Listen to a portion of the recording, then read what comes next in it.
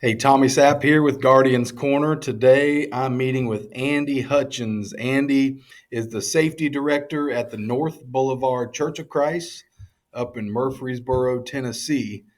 Today we're going to be talking about some of the things Andy's put into place there at the church. He's been doing this a while, how he's built his team, what's worked, what hasn't. Get some recommendations for team leaders and pastors who are looking to build a team, put something together, a safety ministry for their church. Andy's the safety director there at the North Boulevard Church of Christ. We met because I came up, Andy, and we did a level 2 class, me and Travis Watkins, and worked with your team, worked with a bunch of different teams from around your area.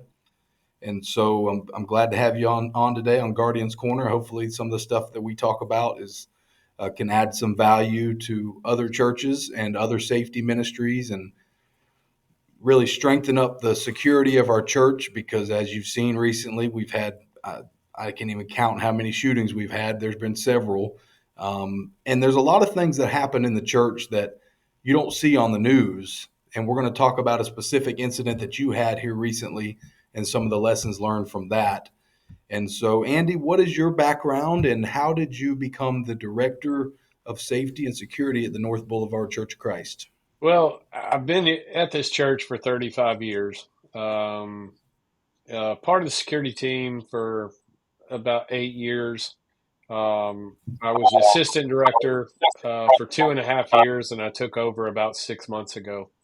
Um, so it's been a long road, but now we've got the ministers in place that believe in the security team, and it's not been a fight. They're behind us 100%. Yeah, and then what got you into this? So what are like your experiences and your background that helped shape your leadership style and put you into this position? Well, I've always you can ask my kids. It's been one of those. I'm always on edge. Uh, and always have safety Fidget. in mind. And as things Yeah. happen throughout history, I just looked around and nobody was doing anything. So it's always been a passion for me, and we can always get better.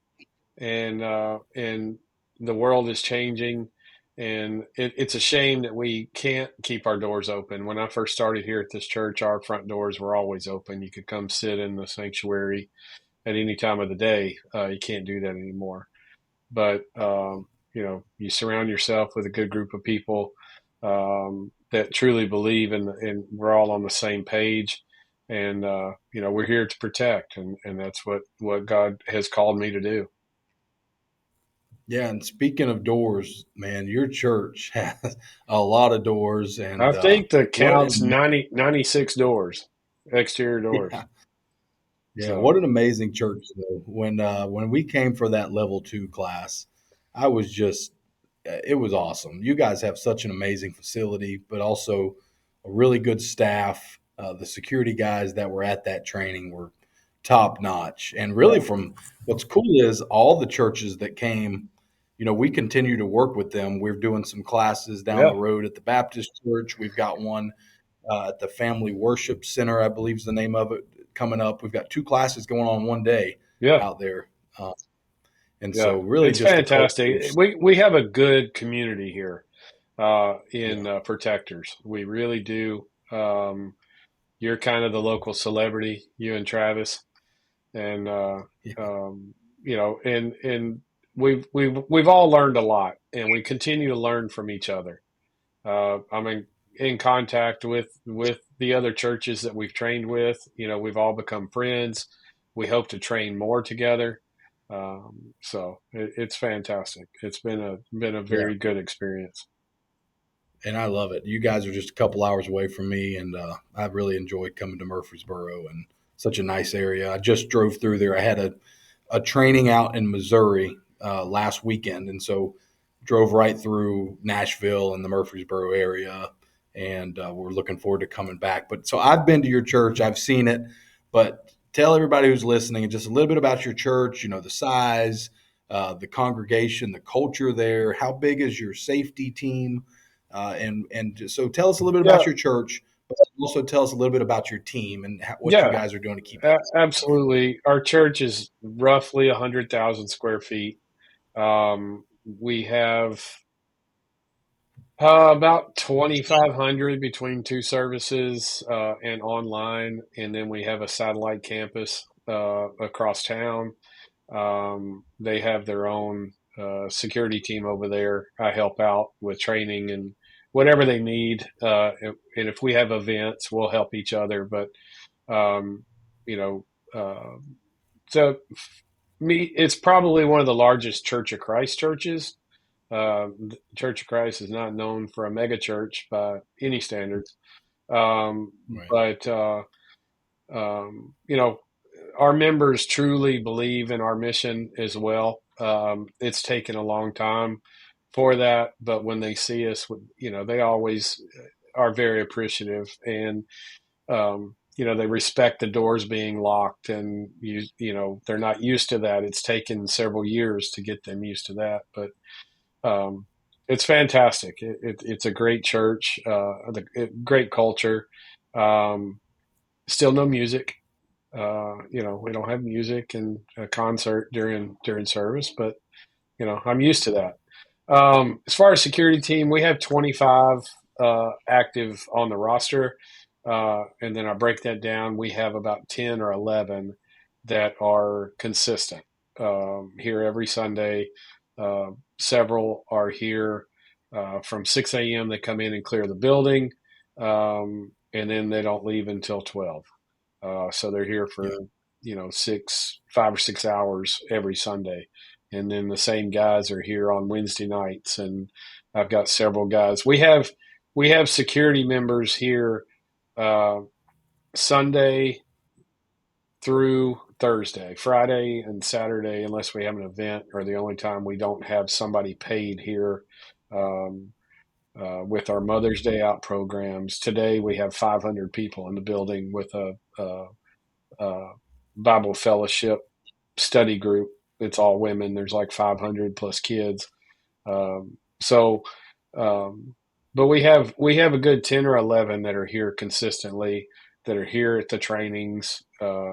You met most of them. The guys that go to the trainings are the ones that are the constants. But we have the fallback if somebody's out. We do have those, I guess, alternates, or that people help that with events. They come in and help when we have events.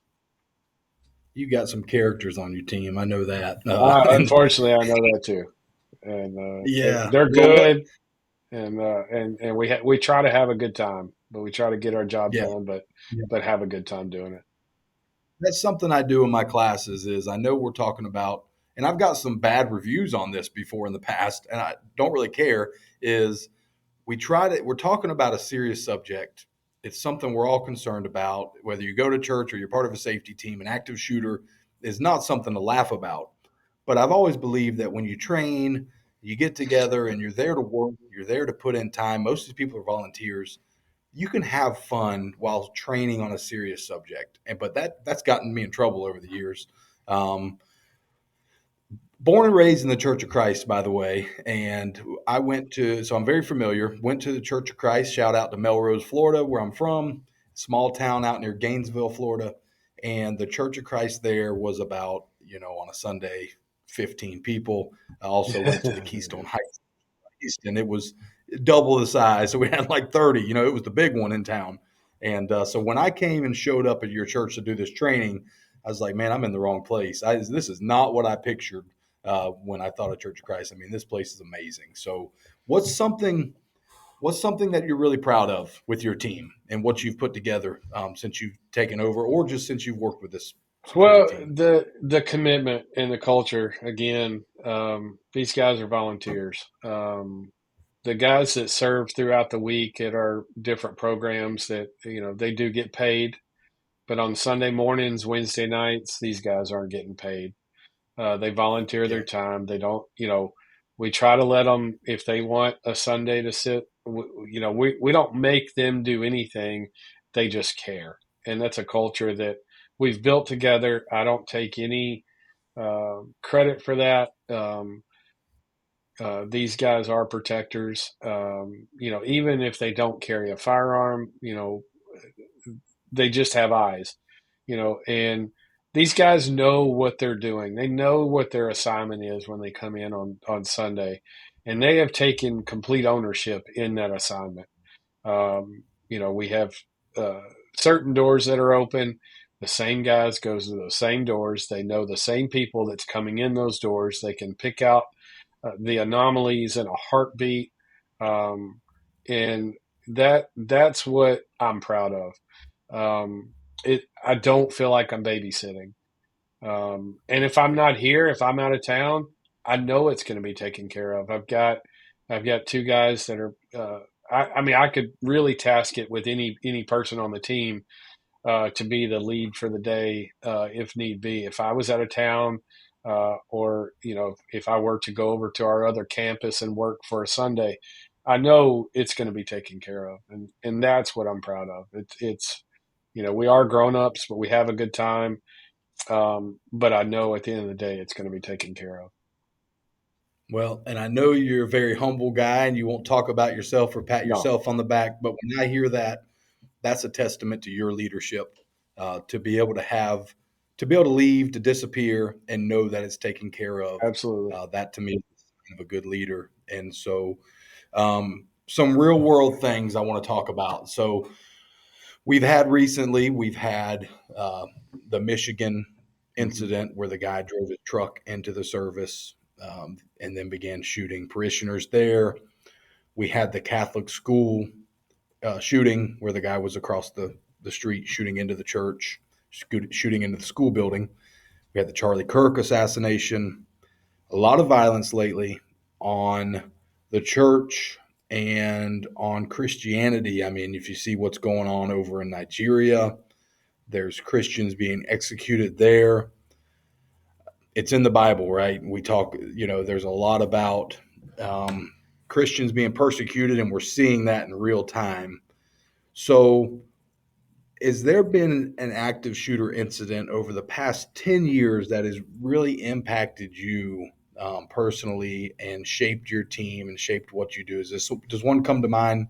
Well, I would say the one event here locally that created change um, would be the Covenant school shooting in Nashville.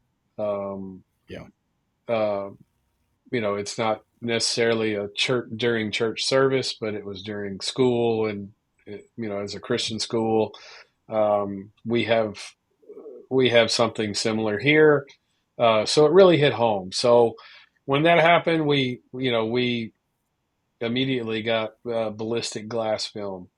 Um, yeah, we made changes, and it changed our outlook because it hits so close to home.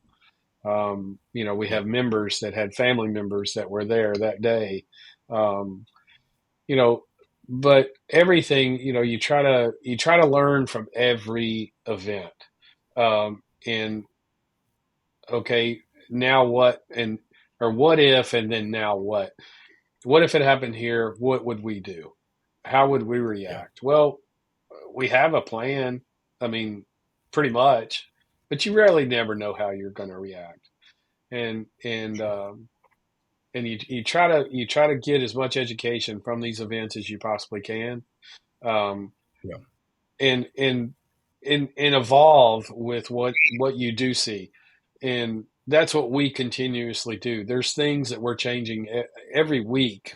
There's something changing, and it's almost whether it's for protecting or protecting ourselves if we were to have to protect somebody else. Um, it continuously evolves. But you take the covenant really sticks out. I was at work. I was probably 10 miles away from it when it was wow, going on. Um, but it's just one of those things. You try to pick up something from every event and yeah, and make it your best practice. yeah. And that one affected me too. That was, I think, for those who don't know, that was in 2023.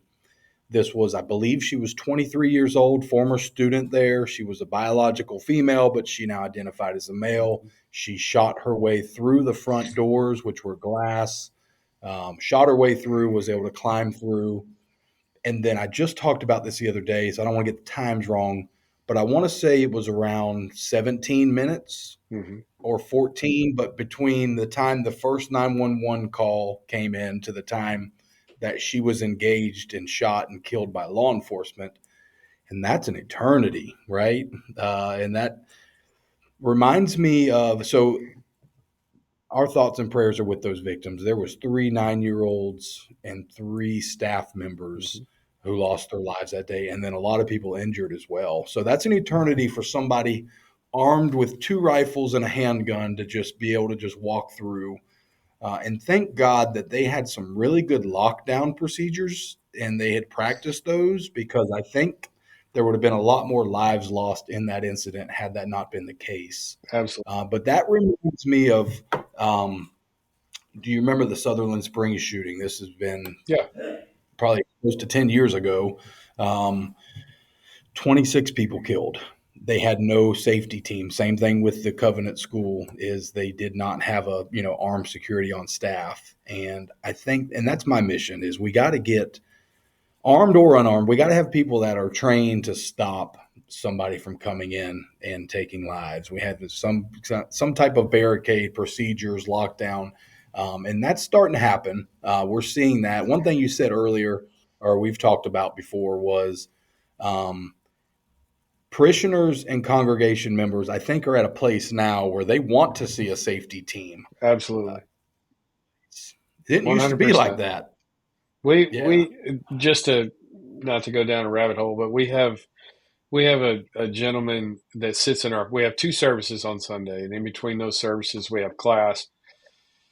But during first service, um, and this has been in the last, I would say, year. We have one of our guys sits in the very front row, stage left in the very corner, and he's watching the crowd the entire time. He's Yeah. not just watching the service. Um, and his job's basically to whoever's preaching, whoever's in the pulpit, worship team, whatever, his job is to get them off the stage. Well, now people have noticed that he was out one Sunday, and they were asking about it. Okay, well, who's our backup? We need somebody else up there, and that's coming from the church members.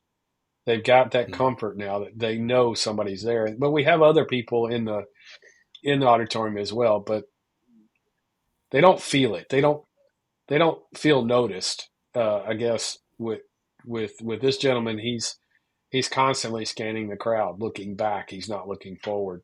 Um, so now we have it during second service. We rotate Yeah. because he doesn't stay for the second service, but now we rotate in, and but yeah, they're really getting used to it. We've I've got some other things I want to talk to you off camera, some ideas, um, to see if anybody else is doing. I hadn't found it yet, but you know, the conditioning. It it used to with security. It used to be the older crowd didn't believe in it. You just why do we need a security team? And it was always the older Mm. crowd, but now it's transitioning to where they know we need it. The eldership. Yeah. They're all older people. They're older than me. They know that we need it, and Yeah. we they want to spend money. And which we're not used to that. And that's the hardest things Right. for churches is spending the money, finding the money to invest in a $600 radio, or Yeah. to put up some cameras. So, but yeah, it's evolving. At least in the churches I'm involved with, I see that evolving. Yeah. What I find too, being in the business, is when something happens, we have a shooting. Churches are like, let's spend some money, let's get cameras, let's get radios, let's get training. Um, but then after a couple of weeks, it kind of goes away.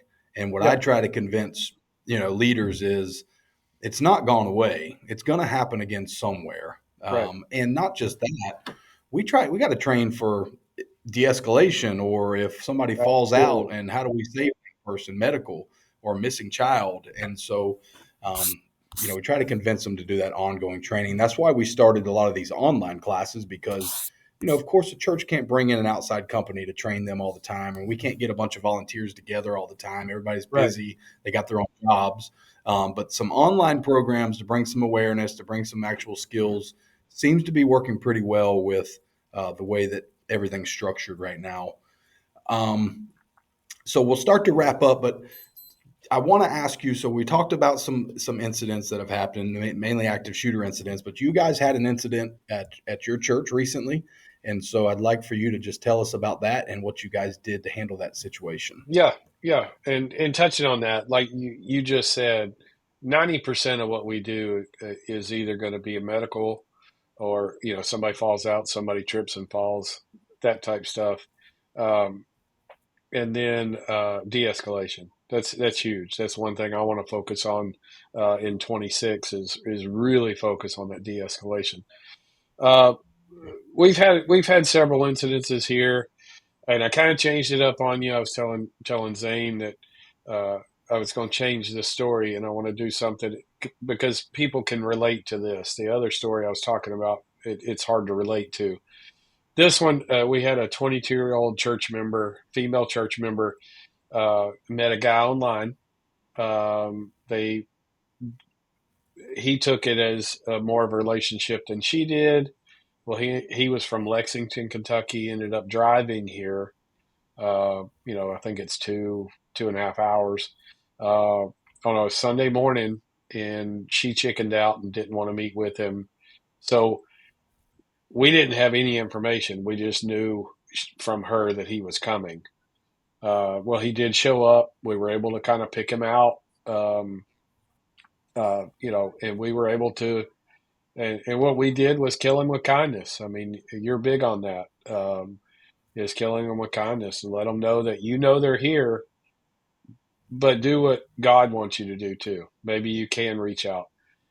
But it was an instance to where it could have been, well, I'm getting ahead of myself. He came and sat, she wouldn't meet him. He had never met her before. She was in the auditorium. He went and sat at another spot in the auditorium. We had guys on him the whole time. He had no idea. We watched him the entire time. We had a camera on him the entire time. Um, Uneventful for that day. We ended up giving him a connection card to let him fill out like a prayer request, that type stuff. That's where it got iffy, because he talked about violence and talked about his childhood and talked about, um, you know, that he was going to come back. And that's where the violence, it could have escalated. Um, and then, we fortunately we didn't hear anything else from him, but we do.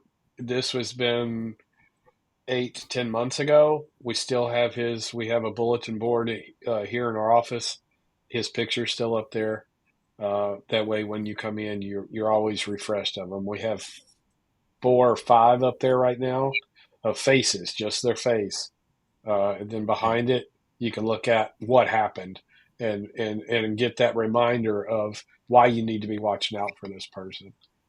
But yeah, Yeah. So what made him suspicious? What was it about the whole meeting? Because she met him online. Was she underage and he was older, or no, was this no, it just? was just she didn't expect it to be. She wasn't expecting it to um, be a relationship. She Okay. just thought it was an online, fun thing. Well, Yeah. Yeah. Okay. Gotcha. unfortunately, he takes it a different way. He's very Sure. serious, wants to ask her to marry him, just so far beyond. Uh, but we didn't know who he was. We knew what he looked like, but of course they never look exactly like that when they walk in the building. But we picked up on him because of his mannerisms and his body language. He clearly had never been here before. Clearly had Gotcha. didn't know where to go, and we were able to question him. Some of our guys questioned him, and he kind of expanded. I'm here to meet so and so, So we were able to, again, uh, I don't think at any point he ever knew we were a part of the safety team. Um, Yeah. he just thought we were the most welcoming church there was. But Right. we had eyes on him the whole time. And Yeah. fortunately, it didn't, nothing ever materialized of it, but it could. So we Yeah. have to keep it, we haven't had any, violent, acts here. And one sole reason that I think that we've been lucky, um, is that, uh, we keep police officers. You cannot come on this property without passing a police officer, a, Yeah. a police officer in his vehicle. You can't get on the Yeah. property unless you walk through the woods around back, or something weird. Um, you see a police officer every single, uh, both entrances Mhm. the whole time we're Yeah. open. Yeah. And that's what I encourage when I talk to other churches, and especially smaller churches that have a very low budget. Um, I'm like, that's the number one thing I would do is pay. You can pay an officer 4 hours, $50 an hour, $200 per Sunday, whatever. But that's going to be a deterrent. They're going to go. We have plenty of churches here, and you don't want them to go somewhere else, but you don't want them to come here. And Sure. if you make that visual out there, and they can drive by you and go somewhere else, then you don't have to worry about it.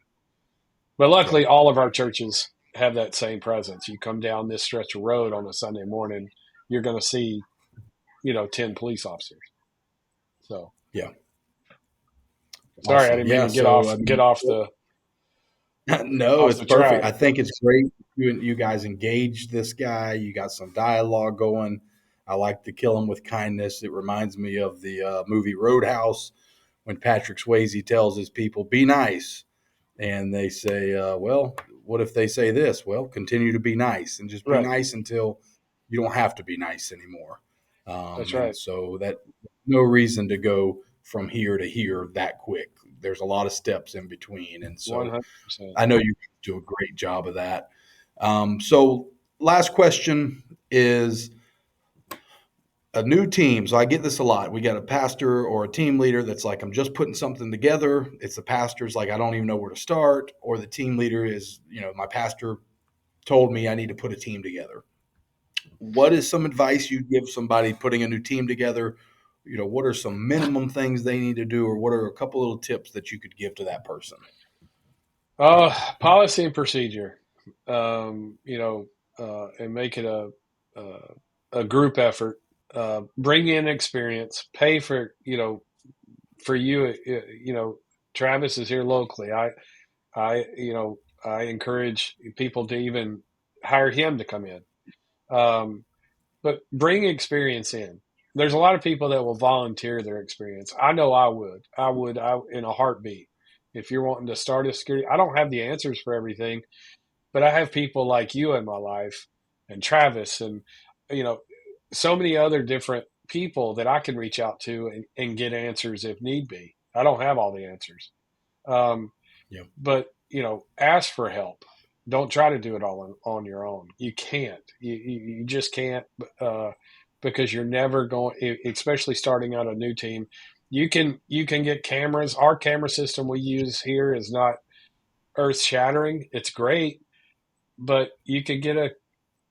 I mean, I think my last quote about $7,500, and Mhm. in a small church, you could have every entrance covered, and um, and you can have an app and look at it on your phone.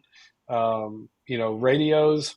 Uh, I wouldn't get the $10 Amazon radios, but make sure you have decent radios.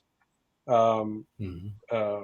we if you have a larger building, you're going to need a repeater, or you're going to lose. You won't Yeah. be able to communicate well. But first aid is the biggest thing. Your medical bags. That's something you can't. Uh, you're going to have to spend the money on medical bags. Our medical bags, with the AED, they're $2,200 a piece. We have three of them in the Yeah. building. Um, you know, it's an investment, but if you ever need it, there's no value you can put on what you spent because you are going to Yeah, need it at some point. sure. Yeah. That's something I want to bring you back sometime and go over. We talked about some different equipment and technology, and I know you're big on that stuff, and I think that's great. So I'd like to go through some recommendations on that next time we get together Absolutely. here. And medical kits are super important. We've started putting those out as well. We're trying to reach out and get discounts with companies to bring that to our people here at Protect His House. I think you're spot on with the place to start is policies and procedures, and that's what I just got right before we talked. I just got off the phone with a pastor. They're putting a team together. Where do I start? I said, you got to get your policies and procedures put into place first. How your team's built, how you're going to, the roles and responsibilities, how you're going to respond to every type of emergency. You need to have protocols for all of that. That way, as you start this team from the ground up, your foundation's solid, which is Absolutely. your You've policy got to start off with procedures. So, that foundation, and then you get the yeah, right people and start recruiting the right people. And you've got people in your church. You may not see it, but you've got people that want to serve. They want to be there every time the doors are open, but maybe they don't want to sit in service. They want to serve your church, and there's plenty of people that I could recruit 10 more, next week if I wanted to. And uh, but there are people that want to serve, and they have that mindset, and you can use them, and they're very valuable.